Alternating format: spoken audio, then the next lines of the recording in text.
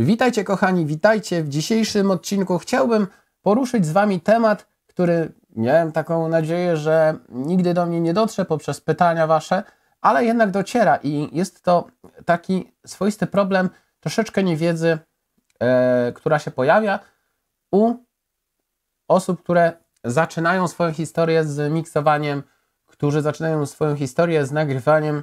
To jest coś, co jest chyba najdroższym procesem w całym przemyśle muzycznym, czyli mastering wokalu, moi drodzy.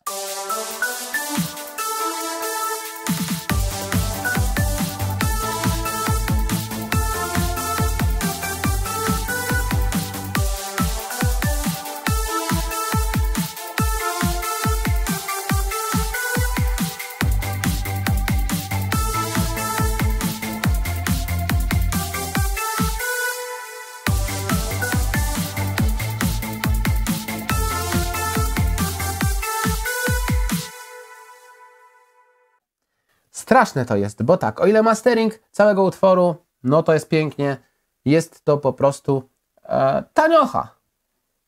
No ale teraz każdy mówi o tym, jak zrobić mastering utworu, prawda, że jest to proces, który jest jakby taką ostatnią wisienką na torcie w każdej produkcji muzycznej, bo zaczynamy od aranżu, który też ma wpływ na to, jak utwór potem brzmi, i po kolei te wszystkie rzeczy, które się tutaj pojawiają.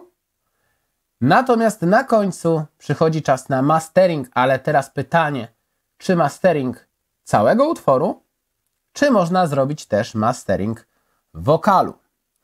I tutaj odpowiedzi są dwie.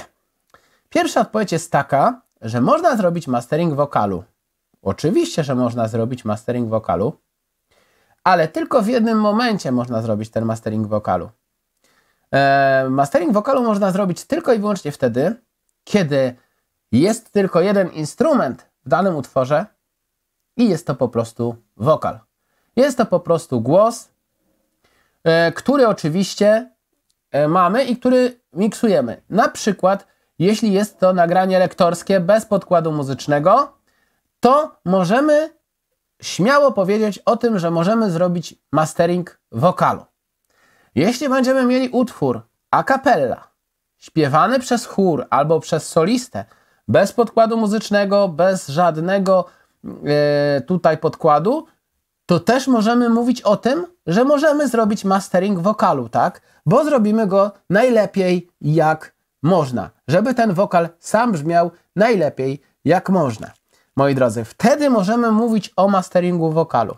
Natomiast nie da się zrobić masteringu wokalu w utworach hip-hopowych, bo tak najczęściej gdzieś tam u tych hip-hopowców jest, że oni by chcieli mastering wokalu wykonać.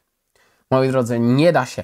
Jest proces aranżacji, nagrywania, jest proces miksu i tutaj robimy 99% pracy i dopiero mastering jest takim właśnie uwieńczeniem, takim naprawdę totalnym finałem, totalnym finiszem każdego nagrania.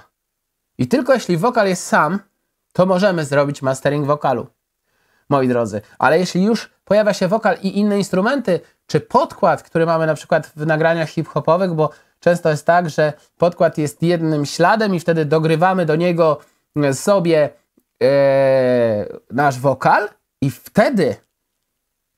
wtedy właśnie już nie możemy zrobić masteringu wokalu, moi drodzy.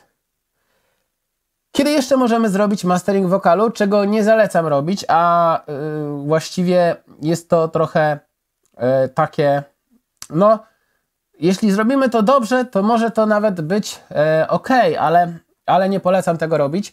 To jest, wtedy możemy zrobić taki mastering wokalu, w cudzysłowie oczywiście, kiedy wysyłamy ślad wokalu do kogoś, do miksu, żeby on miał odpowiedni poziom, żeby nie przekraczał zera, tego cyfrowego zera, moi drodzy, żeby miał konkretny poziom, żeby nie był ten poziom za niski, bo im niższy jest poziom, tym zwiększa się poziom szumów oczywiście.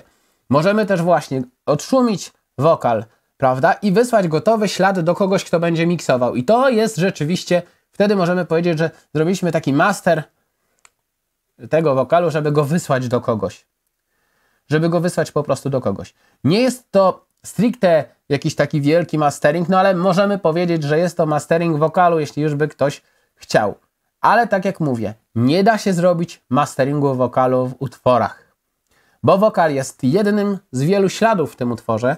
Jest, jeśli się pojawia, to jest śladem najważniejszym. Jeśli jest to utwór w stylistyce tanecznej, no to wokal, prawda, współgra razem z elementami rytmicznymi, czyli z sekcją rytmiczną, taką jak stopa, werbel, bas. I on musi z nimi współgrać. I to są najważniejsze rzeczy. Ale nie można zrobić masteringu basu, nie można zrobić masteringu stopy i nie można zrobić masteringu wokalu, jeśli ten wokal jest częścią utworu. Czyli ma jakiś podkład, ma jakiś konkretny aranż i tam ten wokal jest. Wtedy nie możemy. Możemy zrobić na przykład to, jeśli mamy nagranie lektorskie. Oczywiście możemy wtedy, prawda, normalizować tę ścieżkę. Możemy zadziałać limiterem i naprawdę do oczywiście granic, w których będzie to brzmiało dobrze, bo zawsze zależy nam na tym, żeby coś brzmiało dobrze, to wtedy możemy sobie taki mastering zrobić. To będzie rzeczywiście mastering nagrania lektorskiego. Będzie to mastering głosu, niekoniecznie wokalu, ale głosu, tak?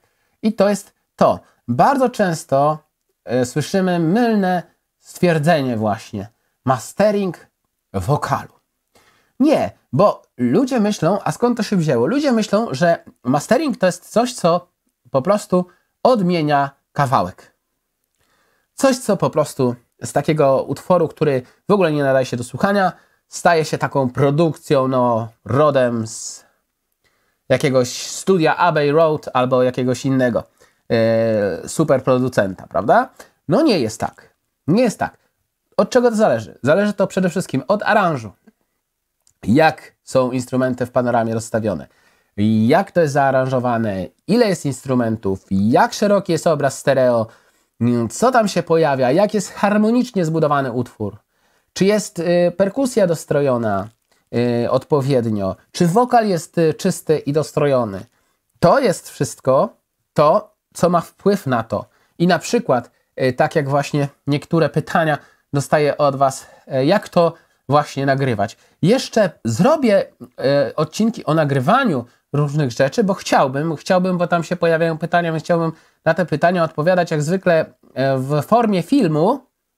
No i dzisiaj dlatego taki pierwszy film o tym masteringu chciałem nagrać. Powiem tak, że czasami wydaje nam się, że to jest wszystko takie proste, tak?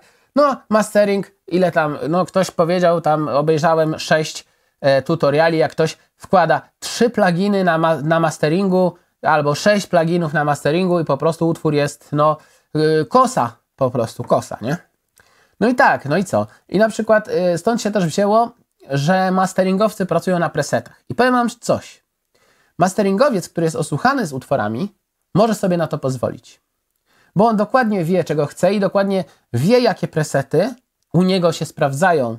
I to nie jest tak, że on ma presety jakieś super, hiper tych firm, które produkują te pluginy, tylko on na przykład już jest tak osłuchany, że on sobie sam robi preset. I na przykład ma jakiś utwór, na przykład ma utwór w stylistyce dance i on wie, jak ma zrobić tutaj, jak zadziałać kompresorem, czy kompresorem wielopasmowym, jak to wszystko zrobić, żeby to miało ręce i nogi. I wtedy on sobie robi preset, nawet sobie taką szynę masteringową można zrobić za pomocą template'ów, które mamy w każdym właściwie programie. Taki template możemy sobie zrobić w Pro Toolsie, możemy sobie w FL Studio zrobić. Mówię o tych 2 programach, bo na nich głównie bazuję ja. Czy w Abletonie też, bo kiedyś miałem okazję coś tam na tym Abletonie robić. No i tak mniej więcej to wygląda. I wtedy, jeśli wiemy, co robimy, to wtedy możemy naprawdę lekko poprawić brzmienie tego utworu. Oczywiście nie zmienimy, bo tak, nie wpłyniemy na to, że nagle, nie wiem, chórki zaczną bardziej być harmoniczne, bo to wszystko, jakieś dokładanie harmonii, ustawianie poziomów poszczególnych ścieżek, to wszystko robimy na etapie miksu. Jeśli utwór jest dobry na etapie miksu i nic nam nie ginie, sprawdzimy kompatybilność w mono, to wtedy możemy być pewni, że w masteringu zrobimy tylko małe szlify, takie dosłownie lekko, może poprawimy korekcję względem utworów referencyjnych, których warto słuchać, czy na przykład porównamy sobie poziomy, porównamy sobie to, co się dzieje na analizatorze widma, na analizatorze obrazu stereo. Te wszystkie rzeczy sobie po prostu porównamy i wtedy wyjdzie nam to, co możemy jeszcze z tym utworem zrobić, a czego nie trzeba robić. Ponieważ czasem myślimy sobie, że no mamy te 10 slotów, prawda, 10 slotów pluginów i teraz tak, no jakby je zapełnić, co by tu jeszcze, bo jak zapniemy 2, to nie będzie wyglądać profesjonalnie i to jest często tak, że my robimy mnóstwo różnych rzeczy, a nie patrzymy na to, co robimy i tak naprawdę wykorzystujemy różne procesory, a nie wiemy po co. Dlatego mówię, taki dzisiaj krótki film na temat masteringu, moi drodzy. Ja wiem, że są pytania o nagrywanie różnych rzeczy i o tym też zrobię film. Także nie robimy masteringu wokalu, bo tego się po prostu nie da zrobić w utworze, który ma więcej niż tylko jeden instrument. To sobie zapamiętajcie, kochani. I najważniejszy jest proces miksu utworu. Jeśli już dostajecie utwór do miksu, jeśli nie aranżujecie go i nie piszecie, to jest dla Was najważniejszy etap. Etap miksu. Jeśli aranżujecie, no to od początku zwracacie uwagę na to, jakie tam są instrumenty, jak to wszystko gra. I wtedy, moi drodzy, jakość brzmień się liczy, wszystko to, a potem dopiero proces miksu i na końcu mastering. Mastering utworu, a nie wokalu, moi drodzy. Dziękuję Wam serdecznie za obejrzenie. Klikajcie, lajkujcie, komentujcie i słyszymy się w kolejnych filmach na kanale. Zapraszam Was bardzo, bardzo gorąco. Dziękuję. Cześć.